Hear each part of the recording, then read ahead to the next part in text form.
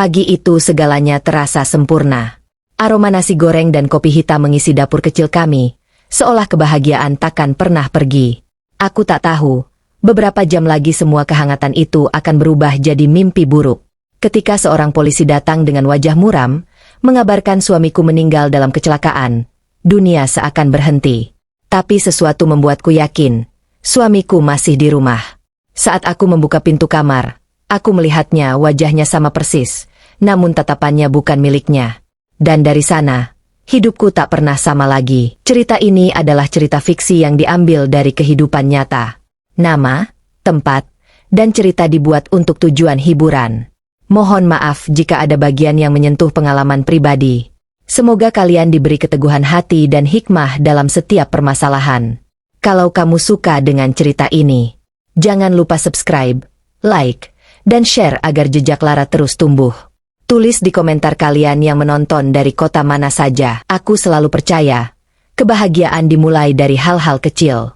Seperti aroma nasi goreng yang mengepul di dapur setiap pagi, atau bunyi sendok yang beradu lembut di piring kesukaan Arga. Pagi itu, cahaya matahari menembus tirai jendela, menghangatkan kulit tanganku yang sibuk mengaduk nasi di atas wajan. Segalanya terasa biasa, tapi juga indah. Di meja makan sudah menunggu 2 telur mata sapi, kuningnya masih setengah cair, persis seperti selera Arga. Aku tersenyum membayangkan wajah lelahnya yang pasti akan cerah melihat sarapan ini. 5 tahun menikah, rutinitas kecil ini jadi bahasa cintaku yang paling sederhana. Pagi ini harus lebih enak dari nasi goreng tek-tek langganan kita. Ya, katanya semalam sambil memelukku dari belakang. Aku menertawakan rengekan manjanya. Siapa sangka pria yang di kantor dikenal tegas dan dingin, di rumah bisa berubah jadi anak kecil yang manja? Arga bukan hanya suamiku, ia rumahku, duniaku. Aku mematikan kompor, menata nasi goreng di piring, dan hendak memanggilnya turun ketika terdengar ketukan keras di pintu depan. 3 kali. Tegas. Teratur.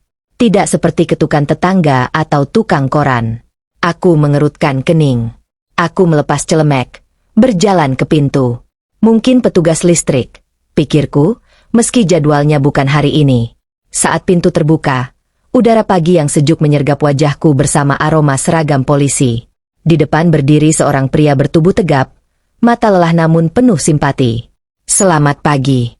Benar ini kediaman Bapak Arga Wicaksana? Suaranya berat tapi terkontrol. Iya, benar. Saya istrinya. Laras. Ada apa, Pak? Tanyaku, sedikit bingung. Ia menarik napas panjang. Wajahnya berubah sendu. Ibu Laras, saya Kompol Adi Prasetyo. Saya datang membawa kabar duka. Mohon ibu tetap tenang. Telah terjadi kecelakaan fatal di tol Semarang dini hari tadi. Salah satu korbannya adalah suami ibu, Bapak Arga Wicaksana. Beliau tidak dapat diselamatkan. Kata-kata itu menggema seperti petir yang menyambar di siang bolong. Lidahku keluh, otakku menolak. Rasanya seperti mendengar berita tentang orang lain. Tidak mungkin, gumamku. Suami saya masih di atas. Dia tidur. Mungkin Bapak salah orang. Kompol Adi menatapku prihatin. Kami sudah identifikasi, Bu.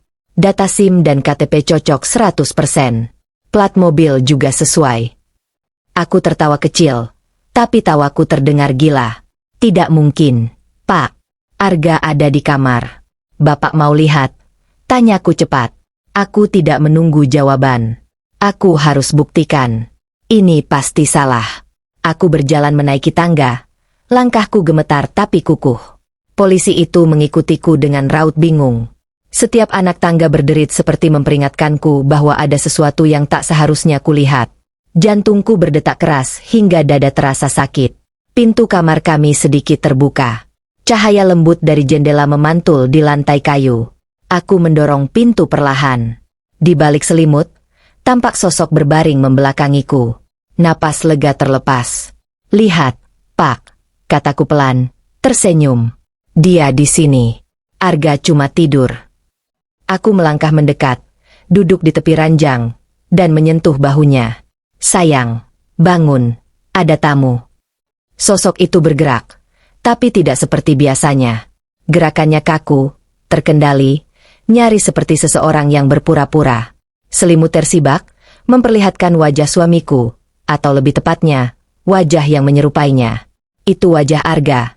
Rahang tegas, alis tebal, rambut berantakan. Tapi ada sesuatu yang salah di matanya. Tatapannya kosong, dingin, tanpa cinta, tanpa pengenalan. Ia menatapku lurus, membuat darahku membeku. Siapa? Suaraku tercekat. Ia mencondongkan tubuhnya, berbisik pelan tapi tajam seperti pisau. Ikuti permainannya, atau suamimu yang asli akan mati. Dunia berhenti berputar. Udara seolah menghilang dari paru-paruku. Di belakangku, Kompol Adi berdiri diam di ambang pintu, tak mengerti apa yang sedang terjadi. Aku mematung, menatap sosok di depanku, suamiku tapi bukan suamiku. Pagi yang sempurna itu berubah menjadi mimpi buruk paling nyata yang pernah kualami. Aku tidak tahu berapa lama aku berdiri mematung di tepi ranjang, menatap wajah yang seharusnya ku kenal, tapi kini terasa asing. Pria itu masih menatapku, matanya dingin, dalam, tak berkedip. Suara napasku sendiri terasa begitu keras di telinga. Tubuhku kaku seperti batu. Di ambang pintu, Kompol Adi tampak gelisah. "Ibu, semuanya baik-baik saja?" Tanyanya hati-hati. Aku menelan ludah, memaksakan senyum yang terasa salah di wajahku. "Iya, Pak. Suami saya. Dia cuma tidur. Tadi malam minum obat tidur dosis tinggi, makanya susah dibangunkan." Pria di ranjang itu ikut memainkan perannya. Ia menggeliat pelan, bergumam samar, lalu berbalik memunggungi kami. Suaranya berat, menyerupai Arga, tapi ada nada aneh di sana. Seperti seseorang yang menirukan nada bicara orang lain. Kompol Adi tampak lega. "Baiklah, Bu. Kalau begitu, maaf sudah mengganggu. Ini kartu nama saya. Tolong minta suami ibu menghubungi saya nanti." Aku mengangguk cepat. "Tentu, Pak. Terima kasih." Aku mengantarnya sampai pintu. Senyumku kaku, tangan gemetar saat menerima kartu itu. Begitu mobil polisi menjauh, dunia seolah runtuh di sekelilingku.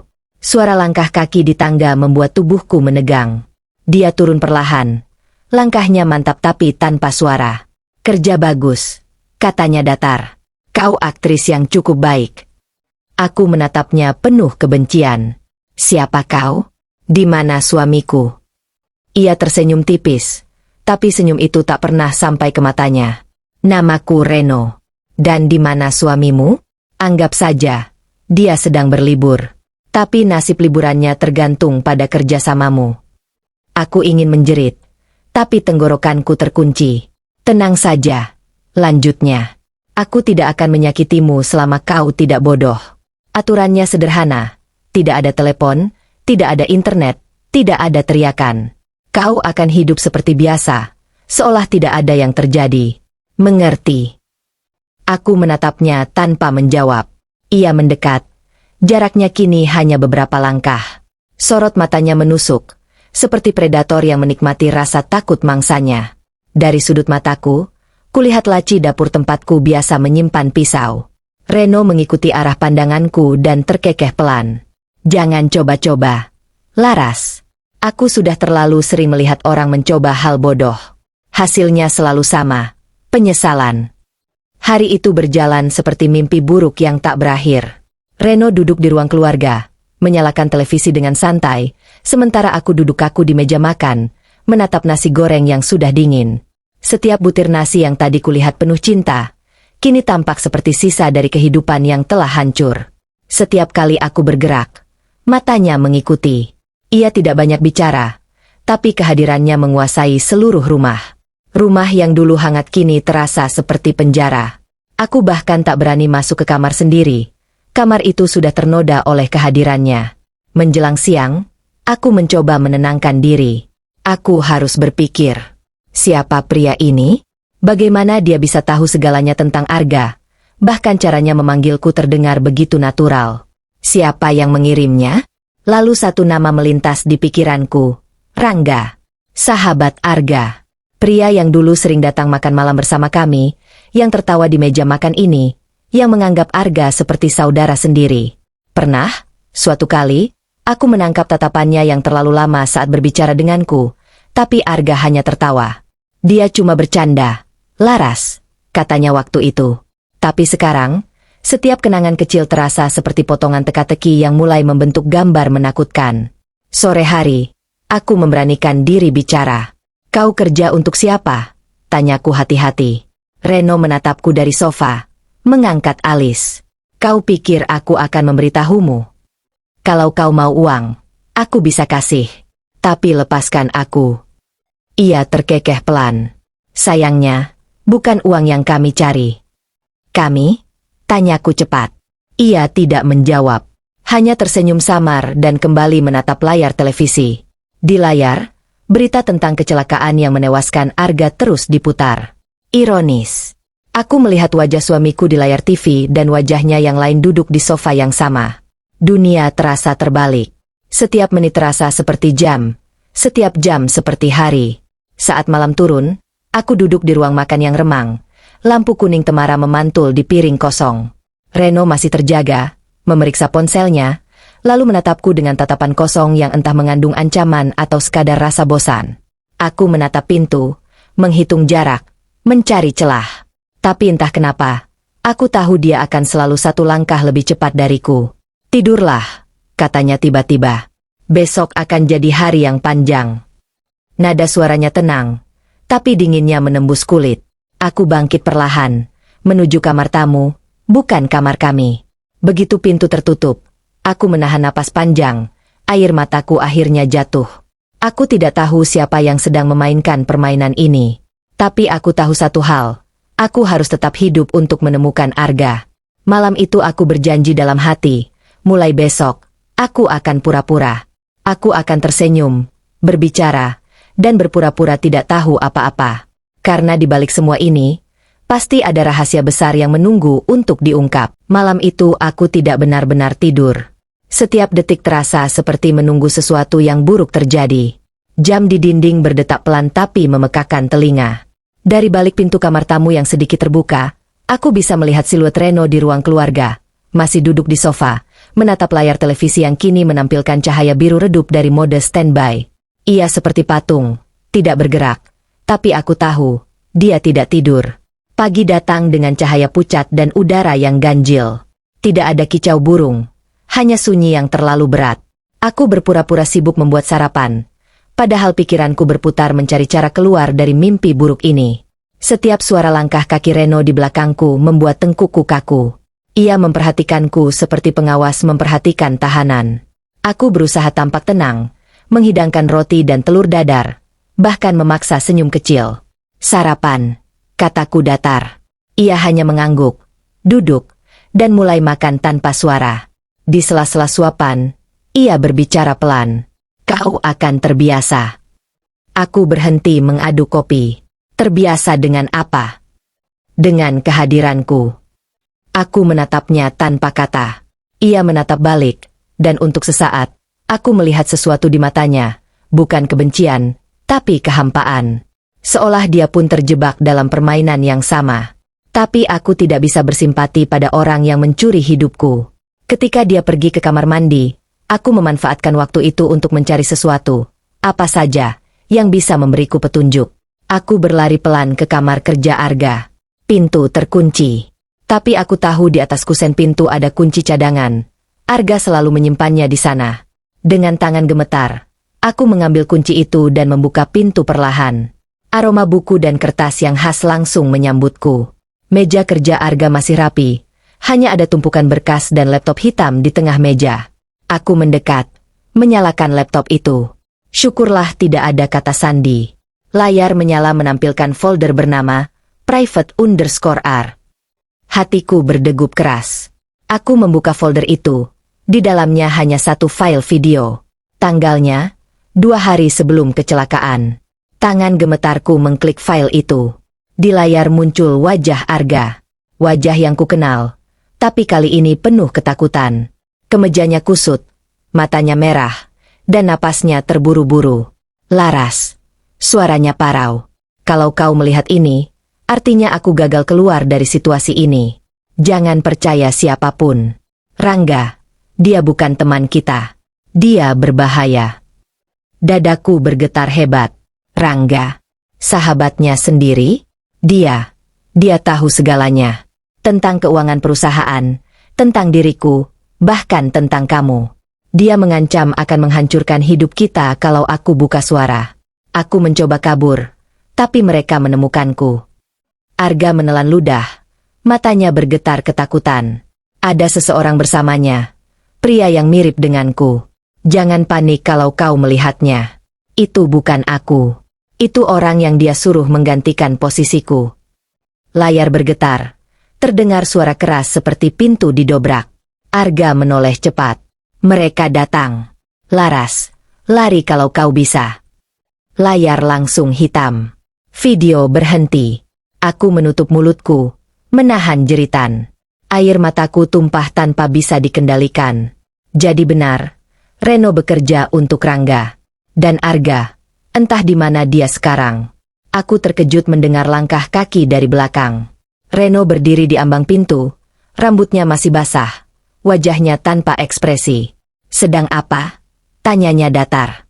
Aku buru-buru menutup laptop. Aku cuma mencari berkas. Ia berjalan mendekat. Kau tidak seharusnya di sini. Tangannya bergerak cepat, merebut laptop itu. Aku mencoba menahan, tapi ia lebih kuat. Kau menyentuh sesuatu yang tidak seharusnya, katanya, matanya menatapku tajam. Reno, kumohon. Suaraku bergetar. Ia mendesah, menutup laptop itu, lalu memandangku lama. Kau tidak tahu apa yang sedang kau hadapi, Laras. Kalau begitu, jelaskan padaku. Ia tidak menjawab. Sebaliknya, ia berbalik, berjalan keluar dari ruangan dengan langkah tenang, seolah tak terjadi apa-apa. Aku terduduk di lantai, gemetar. Tapi di balik ketakutanku, ada tekad yang mulai tumbuh. Aku tahu kebenarannya sekarang. Rangga ada di balik semua ini. Ia menciptakan neraka yang sedang kualami. Tapi jika Arga masih hidup, aku akan menemukannya, dengan cara apapun. Tiba-tiba ponsel rumah berdering keras, memecah keheningan. Nomor tak dikenal. Aku ragu, tapi akhirnya menjawab. Laras. Suara itu pelan tapi jelas. Aku mengenali suara itu. Dingin. Terlatih. Rangga. Ia tertawa kecil di seberang sana. Akhirnya kau tahu. Di mana Arga? Apa yang kau lakukan padanya? Tenanglah, katanya santai. Kau akan tahu semuanya. Tapi tidak sekarang. Untuk sementara, ikuti saja permainan ini. Nikmati kebersamaanmu dengan Reno. Oh, dan Laras. Suaranya berubah rendah, hampir berbisik. Jangan coba kabur. Karena kalau kau kabur, kau akan melihat sesuatu yang lebih mengerikan dari kematian. Telepon terputus. Aku berdiri terpaku, tangan masih memegang gagang telepon. Dan untuk pertama kalinya, aku merasa rumahku bukan lagi tempatku tinggal, tapi kuburan yang perlahan menutup di sekelilingku. Aku menatap telepon rumah yang kini sunyi. Tangan masih gemetar. Napas terasa berat. Suara Rangga masih terngiang, lembut, tapi mengandung sesuatu yang membuat darahku membeku. Aku tak menyangka pria yang dulu kami percaya seperti keluarga sendiri bisa sekejam itu. Dulu, Arga selalu bilang Rangga seperti kakak baginya. Mereka membangun bisnis konsultan keuangan bersama dari nol. Rangga sering makan malam di sini, bahkan pernah membantu kami merenovasi rumah. Aku masih ingat caranya menatapku diam-diam, dan bagaimana tatapan itu membuatku gelisah tanpa alasan. Kini semua potongan itu menyatu. Tatapan itu bukan kekaguman. Itu obsesi. Langit sore berubah kelabu ketika suara ketukan di pintu kembali terdengar. Reno yang sedang duduk di sofa menatapku cepat, lalu berdiri. Tapi sebelum ia sempat melakukan apapun, pintu sudah terbuka dari luar. Sosok yang tak asing berdiri di ambang pintu dengan senyum lebar. Rangga. Laras. Katanya ramah seolah tak ada yang terjadi. Aku dengar kabar buruk tentang Arga. Aku langsung datang ke sini. Jantungku berdebar keras. Aku tidak tahu apakah ia tahu bahwa aku sudah menonton video Arga. Aku harus bermain hati-hati. Aku menarik napas panjang, menahan ketakutan yang hampir meledak. Rangga, terima kasih sudah datang. Jawabku datar, mencoba terdengar wajar. Matanya memindai seisi rumah. Kau sendirian? Tanyanya sambil menatap ke arah ruang tamu. Reno sudah menghilang entah kemana. Ya, aku berusaha menenangkan diri. Ia berjalan masuk tanpa permisi. Aroma parfum mahalnya memenuhi ruangan. Aku tahu ini berat, tapi kau harus kuat, Laras. Arga pasti ingin kau baik-baik saja. Aku menatap wajahnya. Wajah yang dulu kuanggap teman kini terasa seperti topeng iblis. Polisi sudah datang. Tanyanya lagi. Sudah. Mereka bilang Arga meninggal. Suaraku bergetar. Rangga menatapku lama. Kau yakin itu dia? Aku terdiam. Ia tersenyum samar. Terkadang, kematian bukan akhir dari segalanya. Kalimatnya menusuk seperti pisau. Ia melangkah mendekat, lalu menatapku lembut. Terlalu lembut untuk situasi seperti ini. Laras, kau tahu, aku selalu ada untukmu.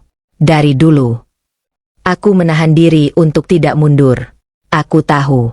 Terima kasih. Jawabku pelan, berusaha menjaga jarak. Tapi ia mengulurkan tangan, menyentuh pundakku. Sentuhan yang seharusnya terasa menghibur justru membuatku ingin muntah. Tiba-tiba terdengar suara ponsel dari meja makan. Telepon rumah kembali berdering. Aku berlari kecil untuk mengangkatnya. Tapi Rangga lebih cepat. Ia melihat layar, lalu menekan tombol N tanpa berkata apapun. Tak penting, katanya santai. Aku menatapnya kaget. Itu mungkin polisi. Ia tersenyum, masih tenang. Kau terlalu tegang. Laras, duduklah. Aku tahu sekarang, Rangga berusaha mengendalikan setiap detik dari kehidupanku. Tapi mengapa ia begitu yakin aku tidak akan melawan? Sore itu, ia duduk bersamaku di ruang tamu, berbicara tentang hal-hal kecil, tentang proyek perusahaan, tentang bagaimana Arga adalah orang terbaik yang pernah ia kenal. Aku hanya menjawab singkat, mengangguk seolah masih berduka. Dalam hati, aku berusaha menenangkan diriku sendiri. Tiba-tiba, ponsel pribadiku bergetar di saku. Nomor tak dikenal. Aku menyelinap ke dapur, pura-pura mengambil air, lalu menjawab dengan suara serendah mungkin. Bu Laras, ini kompol Adi. Kami mendapat hasil forensik. Korban kecelakaan itu bukan suami ibu. Identitasnya keliru. Darahku berdesir. Apa? Benar. Kami sedang menelusuri lokasi terakhir sinyal ponsel Pak Arga. Jangan beritahu siapapun dulu, terutama orang asing. Sebelum aku sempat menjawab, suara langkah kaki terdengar mendekat. Aku segera menutup telepon dan menyimpannya di bawah kain meja. Rangga muncul di ambang pintu dapur, menatap curiga. Kau bicara dengan siapa? Tidak ada. Aku hanya butuh udara. Ia menatapku lama, lalu tersenyum samar. Kau tampak pucat. Biarkan aku tinggal di sini malam ini. Kau butuh teman. Tubuhku menegang. Tidak perlu.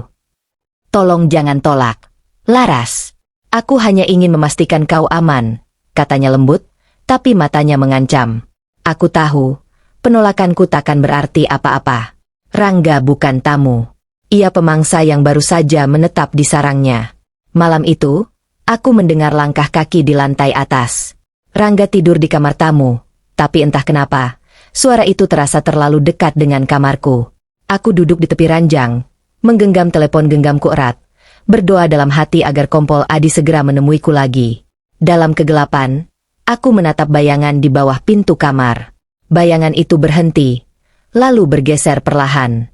Aku menahan napas. Suara langkah berhenti tepat di depan pintuku. Kemudian terdengar bisikan pelan. Tidurlah, Laras. Aku di sini. Rangga. Darahku membeku. Aku menatap ke arah pintu yang tertutup rapat, dan untuk pertama kalinya aku benar-benar yakin, iblis itu bukan datang dari mimpi buruk, tapi dari masa lalu yang pernah kami percayai. Pagi berikutnya datang tanpa cahaya. Langit semarang diselimuti awan kelabu, dan udara dingin seperti menyerap ke tulang.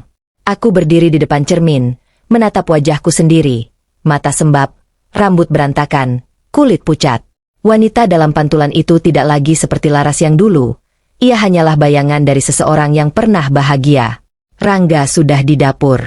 Aku mendengar suaranya berbicara di telepon. Suaranya datar dan penuh perintah. Pastikan semua catatan keuangan dibersihkan. Jangan biarkan siapapun tahu Arga masih hidup. Kalimat terakhir membuatku membeku. Jadi Arga benar-benar masih hidup. Ketika langkah Rangga menjauh, Aku bergerak cepat. Aku membuka kamar kerja Arga. Kunci masih kusimpan sejak terakhir kali aku menonton videonya. Aku tahu Reno sudah pergi, mungkin masih mengawasi dari luar, tapi ini kesempatan langka. Ruangan itu masih sama seperti terakhir kali. Aku menelusuri setiap tumpukan dokumen, membuka laci demi laci. Di antara berkas laporan pajak dan surat kontrak, aku menemukan sebuah buku catatan kulit coklat tua. Tulisan tangan Arga memenuhi halamannya. Setiap kata terasa seperti bisikan dari masa lalu. Di halaman tengah, ada kalimat yang membuat jantungku berhenti berdetak. Jika sesuatu terjadi padaku, cari kotak logam di tempat janji kita. Tempat janji kita? Aku menutup buku, memejamkan mata. Dalam ingatanku, terbayang taman kota tempat kami dulu sering makan es krim sepulang kerja, di bawah jembatan kecil yang diterangi lampu temaram. Di sanalah Arga pertama kali berjanji untuk selalu melindungiku. Tempat janji kita. Ya, itu pasti yang dia maksud. Aku menyembunyikan buku itu di balik lemari, lalu keluar seolah tak terjadi apa-apa. Rangga sudah duduk di ruang tamu, menatap layar laptopnya. Pagi, sapanya dengan senyum palsu. Pagi, jawabku pelan, menunduk agar ia tak melihat kegelisahanku. Siang hari, aku berpura-pura sakit. Kututup tubuhku dengan selimut. Wajahku pucat alami akibat kurang tidur membantu sandiwaraku. Rangga, kepalaku pusing sekali. Ucapku dengan suara lemah. Ia menatapku sebentar, lalu menaruh tangannya di dahiku. Kau demam. Istirahatlah. Bisa tolong ambilkan obat di apotek dekat sini? Pintaku. Setengah berdoa ia menuruti. Ia berpikir sejenak, lalu mengangguk. Baik. Jangan kemana-mana. Begitu ia keluar rumah, aku segera bergerak. Aku membuka lemari, mengambil buku catatan Arga, dan mencari flash disk kecil di dalamnya. Di balik sampul, ada kantong tersembunyi berisi potongan kertas dengan tulisan koordinat dan satu kalimat pendek. Bukti kebenarannya di sini. Aku mengambil ponsel dan mengetik pesan cepat untuk Kompol Adi. Arga masih hidup. Ada bukti. Tolong temui saya malam ini di taman kota. Pesan itu terkirim, dan aku langsung menghapusnya dari riwayat. Kupakaikan jaket, mengambil helm, dan mendorong motor tua Arga keluar dari garasi. Rasa takut masih ada, tapi kini bercampur dengan sesuatu yang lebih kuat, tekad. Angin sore menerpa wajahku saat motor melaju menembus jalanan kota. Setiap belokan terasa seperti langkah menuju kebebasan, meski aku tahu bahaya menanti di setiap sudut. Aku berhenti di taman kota, di bawah jembatan kecil tempat lampu-lampu jalan mulai menyala redup. Suara air mengalir di bawahnya seperti napas masa lalu. Aku berjongkok, merabat tanah di sekitar batu besar tempat kami dulu duduk. Hanya beberapa menit sebelum tanganku menyentuh sesuatu yang keras, sebuah kotak logam berkarat. Dengan tangan gemetar, aku membukanya. Di dalamnya ada flash drive, surat singkat dari Arga, dan foto kami berdua di taman ini. Suratnya hanya berisi satu kalimat. Jika kau menemukan ini, berarti aku masih hidup. Percayalah pada instingmu, tapi jangan percaya siapapun, bahkan orang yang mengaku sahabat. Aku menahan air mata. Dunia seakan berhenti sesaat, memberi ruang bagi harapan kecil untuk tumbuh. Namun harapan itu seketika hancur saat aku mendengar suara langkah kaki mendekat dari belakang. Laras. Aku mengenali suara itu. Reno. Aku berbalik cepat. Ia berdiri hanya beberapa meter dariku. Wajahnya setengah tertutup bayangan. Kau tak seharusnya di sini, katanya dingin. Aku menggenggam kotak logam itu erat-erat. Kau tidak akan bisa menghentikanku. Ia melangkah mendekat. Kau pikir kau bisa kabur dari mereka? Aku menatapnya tajam. Bukan hanya bisa. Aku harus. Sebelum ia sempat bereaksi, aku menendang pasir ke arah wajahnya dan berlari ke arah taman yang lebih gelap. Suara teriakannya menggema di belakangku. Aku berlari tanpa menoleh, hanya membawa satu hal, flash drive yang kini menjadi kunci hidup dan matiku. Aku berlari sekuat tenaga, menyusuri jalan setapak di taman kota yang sunyi. Nafasku memburu, suara langkah Reno mengejar di belakang semakin dekat. Lampu-lampu jalan berkelap-kelip, memantulkan bayangan kami di atas tanah basah. Di tanganku, flash drive yang kutemukan dari kotak logam terasa seperti benda paling berharga sekaligus paling berbahaya di dunia. Aku menyeberang ke sisi lain taman, menuju area parkir di mana Kompol Adi seharusnya menungguku. Ayo, cepat, gumamku di antara desah napas yang putus-putus. Aku mendengar suara mobil mendekat. Lampunya menyilaukan mataku. Mobil polisi berhenti di depanku. Kompol Adi keluar. Wajahnya tegang. Bu Laras, sini. Aku berlari menghampiri, tapi sebelum sempat menyerahkan flash drive itu, terdengar suara letusan dari kejauhan. Kaca mobil pecah. Aku menjerit dan merunduk. Masuk mobil sekarang, perintah Kompol Adi. Kami berdua menunduk dan masuk ke dalam mobil.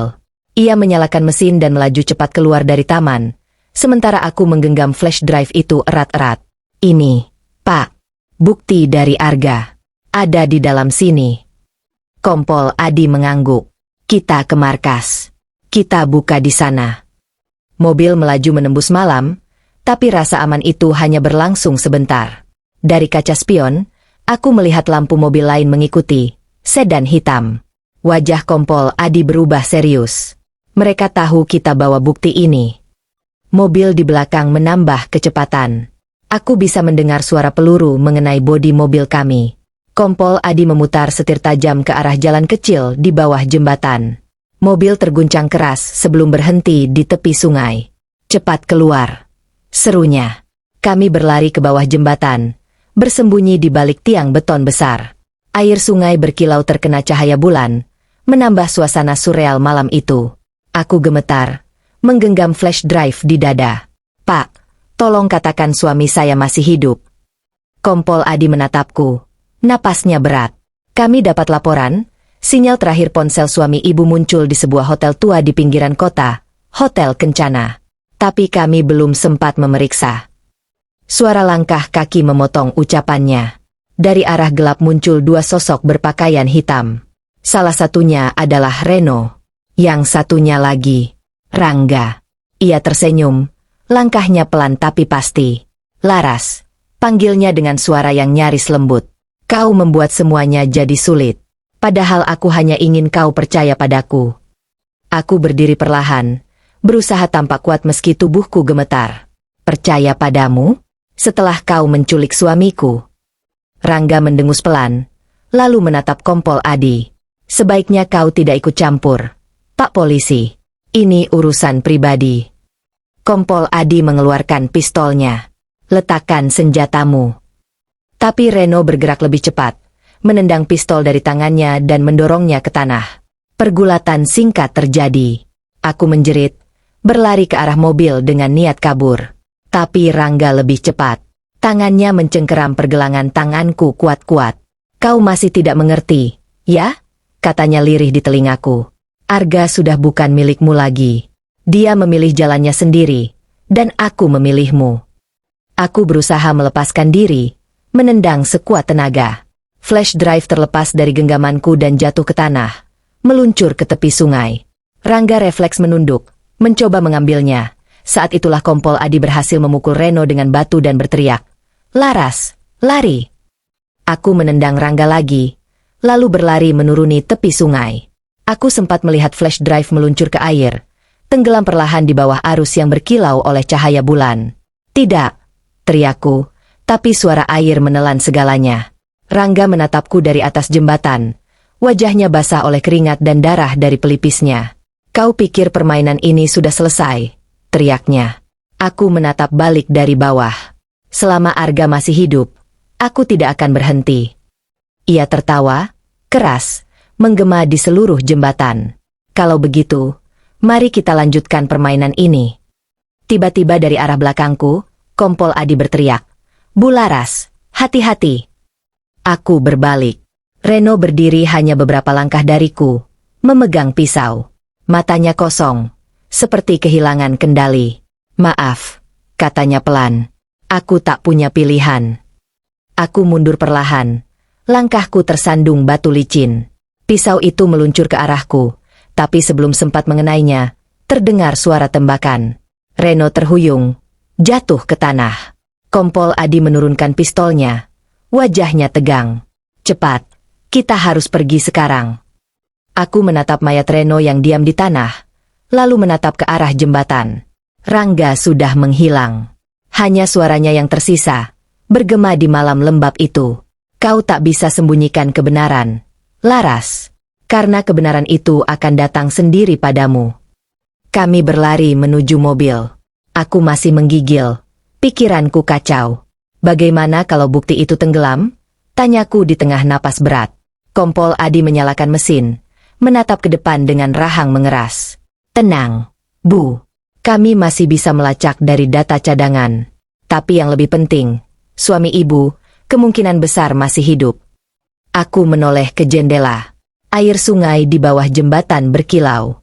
Sesuatu di sana memantulkan cahaya, kecil, seperti kilatan logam. Entah flash drive itu, entah sesuatu yang lain. Tapi sebelum aku bisa memastikan, mobil melaju meninggalkan tempat itu. Malam semakin larut, tapi pikiranku tidak berhenti memutar kata-kata terakhir Arga dalam suratnya. Percayalah pada instingmu, tapi jangan percaya siapapun.